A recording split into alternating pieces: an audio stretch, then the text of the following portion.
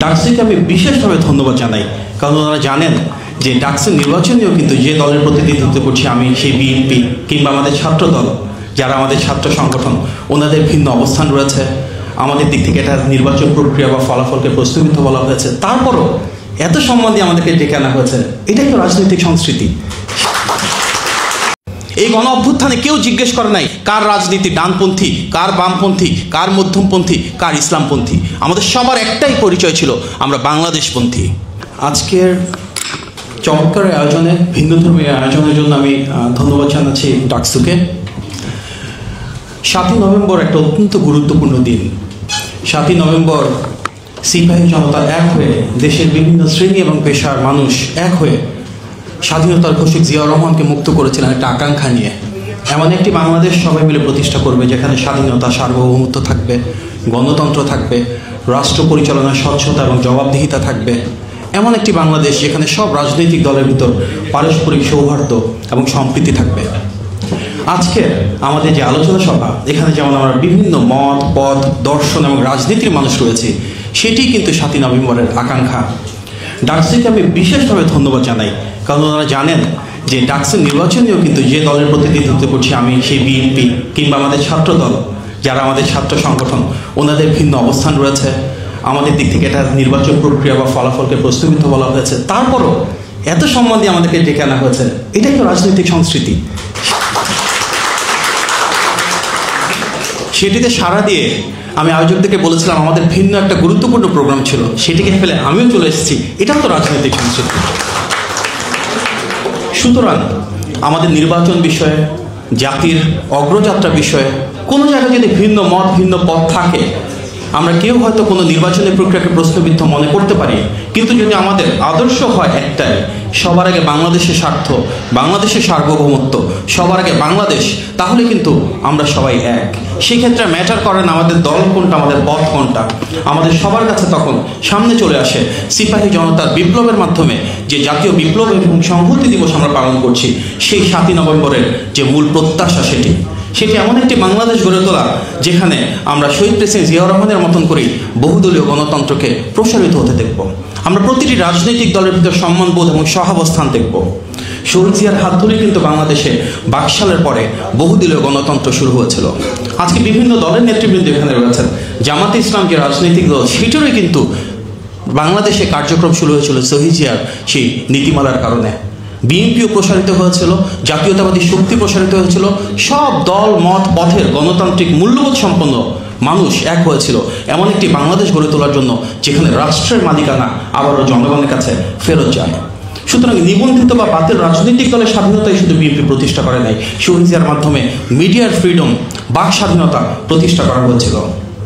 পরবর্তীতে বিএনপি রাষ্ট্র পরিচালনার দায়িত্ব যখন আসে জনগণের ভোটে, যুবক এবং নারীদের জন্য আলাদা মন্ত্রণালয়, শিশুদের জন্য শিশু পার্ক কিংবা শিশু একাডেমি নতুন করে থেকে শুরু করে বাংলাদেশের অর্থনৈতিক ভিত্তি প্রতিষ্ঠা করা, বিদেশে জনশক্তি রপ্তানি, গার্মেন্টস শিল্পের প্রতিষ্ঠা, নারীর ক্ষমতার মাধ্যমে বিদেশে গার্মেন্টসের রপ্তানি, প্রাইভেটাইজেশন, বাংলাদেশে ফরেন ইনভেস্টমেন্ট আনা, সবচেয়ে বেশি কর্মসংস্থান শুরু করা, এই প্রতিটাই কিন্তু জিয়াউর রহমান প্রেসিডেন্ট থাকাকালে শুরু হয়েছিল। ঠিক যেভাবে ওনার হাত ধরে খাল খনন, বৃক্ষরোপণ, খাদ্যে স্বয়ংসম্পন্ন বাংলাদেশ, কৃষি বিপ্লব প্রতিটা সংগঠিত হয়েছিল। শুধু তাই না, আমাদের এই তৃণমূলের রাজনীতির একটা অংশ হিসাবে গ্রাম সরকার গঠন, নিরক্ষরতা দূরীকরণ কিংবা পল্লী চিকিৎসক সৃষ্টির মাধ্যমে সারা বাংলাদেশ জুড়ে নারীর জন্য কর্মসংস্থান সৃষ্টি করা, এই প্রতিটা জিয়াউর রহমানের বিএনপি সরকারের সময় করা হয়েছিল।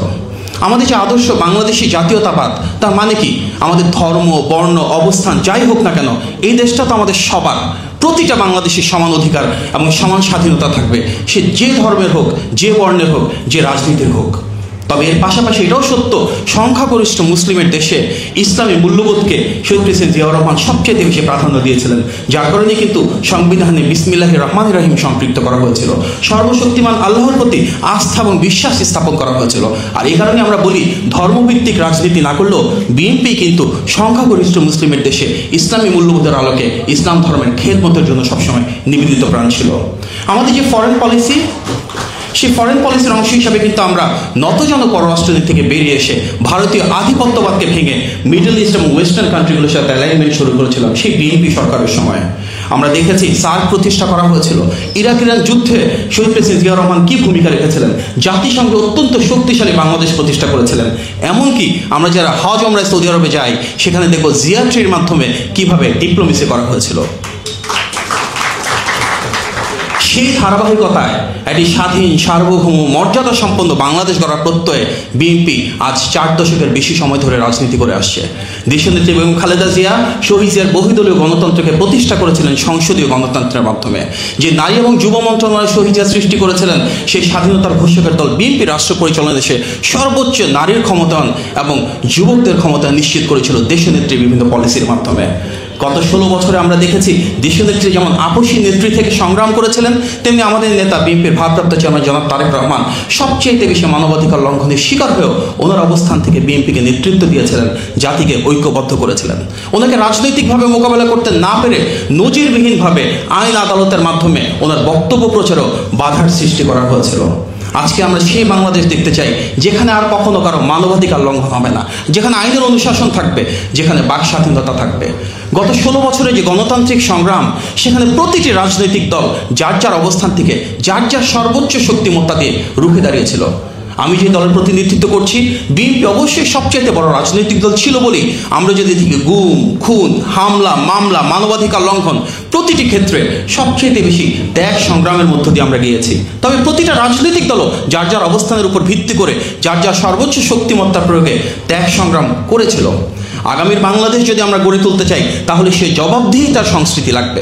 কারণ ফ্যাসিবাদ মাথাচাড়া দিয়ে উঠেছিল পরপর 3টা নির্বাচনের মাধ্যমে, যেখানে 2014 সালে বিনা ভোটে নির্বাচন, 18 সালে নিশিরাতে নির্বাচন, 24 সালের আমিরামি নির্বাচন হয়েছিল।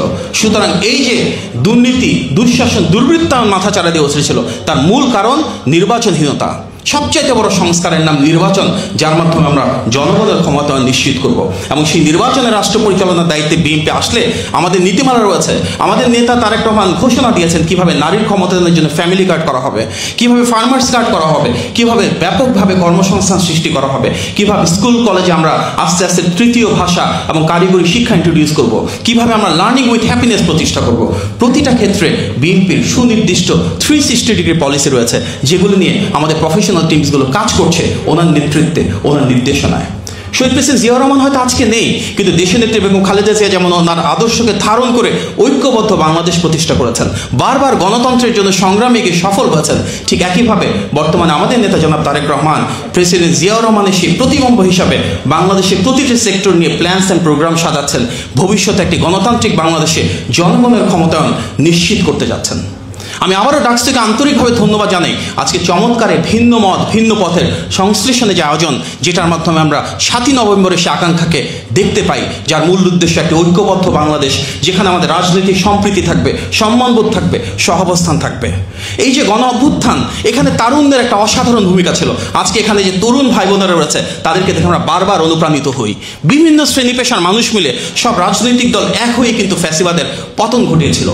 এই গণ অভ্যুত্থানে কেউ জিজ্ঞেস করে নাই কার রাজনীতি ডানপন্থী, কার বামপন্থী, কার মধ্যমপন্থী, কার ইসলামপন্থী। আমাদের সবার একটাই পরিচয় ছিল, আমরা বাংলাদেশপন্থী। আমাদের আগামীর যে বাংলাদেশ, সেই বাংলাদেশে আমরা সেই বাংলাদেশপন্থী রাজনীতি করতে চাই, যেটা শহীদ প্রেসিডেন্ট জিয়াউর রহমান করেছিলেন, যেটা দেশনেত্রী বেগম খালেদা জিয়া করেছিলেন, যেটা আমাদের নেতা জনাব তারেক রহমান করেন।